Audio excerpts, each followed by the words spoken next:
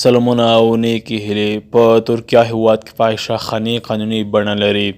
په لویدیځه اسیا کې پروت ترکیه چې اسلامي هیواد دی او د اسیا او اروپا ترمنځ پروت دی چې اوسنی ولسمشر یې طیب رجب اردوغان دی، په دغه هیواد فاحشه قانوني بڼه لري او هره ښځه چې فحشای ته مخه کړي نو دولت ورته رسمي لایسنس ورکوي. د ترکیې د قانون د 228 ګڼه او 5230 ماده وایي چې په ترکیه کې فحشه قانوني بڼه لري. تاسې د فحشا لپاره د حکومت څخه قانون ترلاسه کړئ او بیا کولی شئ چې په خپل کور کې هم فحشه خانه وچلوئ، خو په شرط دا دی چې قانوني اسناد یې ولرئ. د یادونې وړ دی دا هم ده چې دا قانون د رجب طیب اردوغان په وخت کې هم د ګوند لخوا په پارلمان کې وړاندې شوی او هلته منظور شوی دی.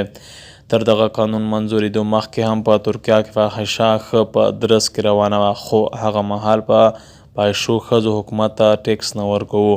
بیا د طیب رجب اردوغان د ګوند لخوا په پارلمان کې دغه قانون وړاندې او منظور شو چې اوس ویل کېږي هر کال له فحشه خانو څخه د حکومت 4 میلیارده ټیکس راغونډوي. د یادونې وړ دا هم ده چې د رجب طیب اردوغان د حکومت پر مهال په ترکیه کې په فحشایۍ کې 1680% زیاتوالی راغلی. په دې مهال کې نه یوازې دا چې د ترکیه ښځې فحشې کوي، بلکې له عراق، شام او یمن نه هم په لویه کچه ښځې او نجونې ترکیې ته راوړل کېږي او دلته فحشۍ ته مجبورول کېږي.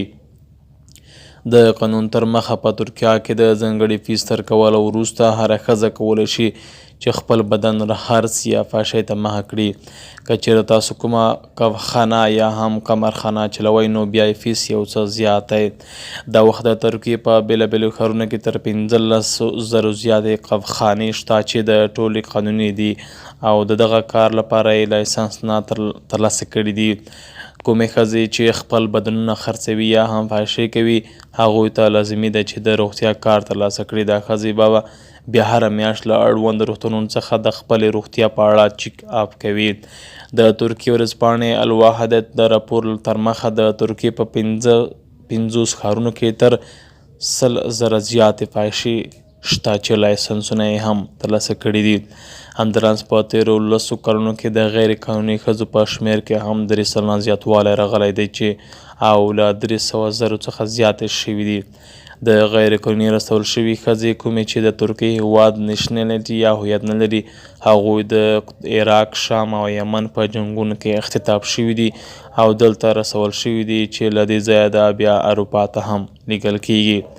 ګران ملګرو، که تاسو دغه ویډیو او مطلب خوښ شوي وي نو زموږ ویډیو لایک او شیر کړئ او زموږ چینل هم در سره سبسکرایب کړئ. ښه وختونه.